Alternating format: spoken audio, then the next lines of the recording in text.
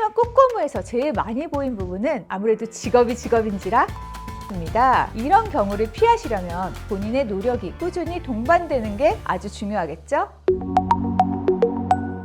안녕하세요. 성형외과 전문의 닥터 줄리쌤입니다. 오늘 영상에서는 최근 TV 예능이나 SNS 등 매스컴에서 노출되었을 때 이미지가 바뀐 것 같은 연예인에 대해서 이야기해 보도록 하겠습니다. 먼저 보여드릴 사진은요, 바로 옥주현 씨인데요. 최근 꼬꼬무에 출연하시고 외모에 대해서 여러 가지 추측과 논란이 있으시더라고요. 예전 이미지와 비교해 보았을 때 어디가 달라 보이시나요? 우선 얼굴살이 많이 빠지셨어요. 특히 볼살이 많이 줄으셨는데 아마도 심부볼 지방 제거와 꾸준히 인모드나 울세라 같이 지방이 줄어드는 타입의 탄력 레이저 시술을 받으신 게 아닌가 싶어요. 심부볼 같은 경우는 측면에서 보이는 광대 및 볼록함이 주요 특징입니다. 이 부분은 입안 절개를 통한 심부볼 제거로 많이 좋아지게 돼요. 혹은 기존에 워낙 피부 탄력이 좋으셨다면 레이저 시술만으로도 좋아졌을 가능성이 있고요. 체중 관리를 열심히 하신 것도 가장 중요한 부분 중에 하나겠죠? 옥주현 씨 하면 요요 없는 다이어트, 모범 사례 아니겠어요? 하지만 꼬꼬무에서 제일 많이 보인 부분은 아무래도 직업인지라 눈이었습니다. 라인이 좀 높아지고 아래 라인, 쌍꺼풀 라인이 좀 도톰하죠? 기존의 눈 위가 불룩하던 것과는 달리 지방도 많이 빠져서 슬림해지고 절개 쌍꺼풀 수술을 하신 것 같아요. 작년 정도의 사진을 봐도 이 눈은 비슷하십니다. 프로그램에 나오는 직전에 하신 건 아니신 것 같아요. 그런데 저는 사실 이런 부분이 너무너무 안타까워요. 연예인이시잖아요. 얼평도 많이 듣고 외적인 것을 보여주는 직업인데 아무래도 나이 들면서 눈도 처지고 얼굴도 처지고 굴곡이 보이고 하게 되면 당연히 일반인보다 이런 부분이 더 많이 신경 쓰이시지 않으시겠어요? 옥주현 씨 논란에서 어디가 달라졌나? 같은 관심과 호기심은 당연하고 나쁘지 않다고 생각하지만 달라져서 나쁘다라고 하는 건 잘못된 시선 같아요. 누구나 다 나이 들기 싫고 예뻐지고 싶은 건 똑같지 않겠어요?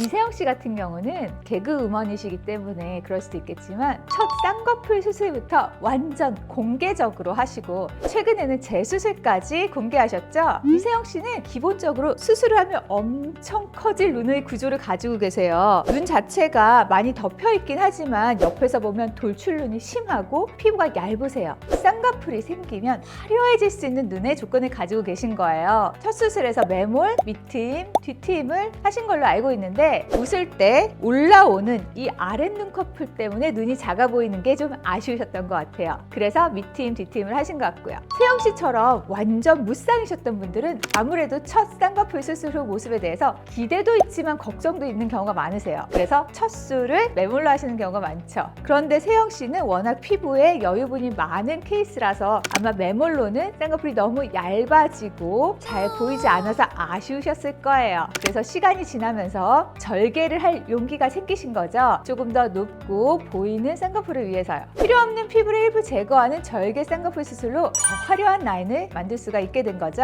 무쌍이셨던 분들이 쌍꺼풀 수술을 원하실 때 저는 이렇게 세영 씨처럼 얇고 자연스러운 라인을 원하신다면 매몰, 크고 화려한 라인을 원하신다면 절개 방법을 권해드린답니다. 특히 첫 수술이시고 걱정이 많으시다면 매몰로 시작해보시는 것을 권해드리고요.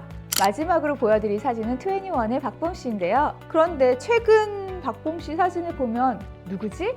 눈이 더 커지고 싶었던 것일까요? 트임을 너무 과도하게 하셔서 삼배간도 생기시고 앞쪽 눈물샘도 과도하게 노출되어 있고 뒤쪽은 빨간 점막이 노출되어서 부자연스러운 분홍살이 보이게 되는 거죠. 특정 부위나 특정 수술에 소위 꽂히시는 경우가 있는데 이런 경우를 피하시려면 수술만으로는 내가 원하는 모습이 되는데 한계가 있다는 점을 꼭 기억하시고 그 외에 얼굴 근육 운동이나 표정 운동, 체중 관리, 피부 관리 같은 본인의 노력이 꾸준히 동반되는 게 아주 중요하겠죠? 그런 점에서 맨 처음 말씀드렸던 옥주현 씨처럼 똑똑한 다이어트와 성공적인 첫 성형수술 후에 커다란 추가적인 수술은 없이 체중 관리와 피부 관리, 탄력 관리 같은 자기 관리를 철저히 해서 잘 유지하신 케이스는 모범적인 케이스라고 할 수 있는 것 같아요. 여기까지 라이트 성형외과 줄리쌤이었습니다.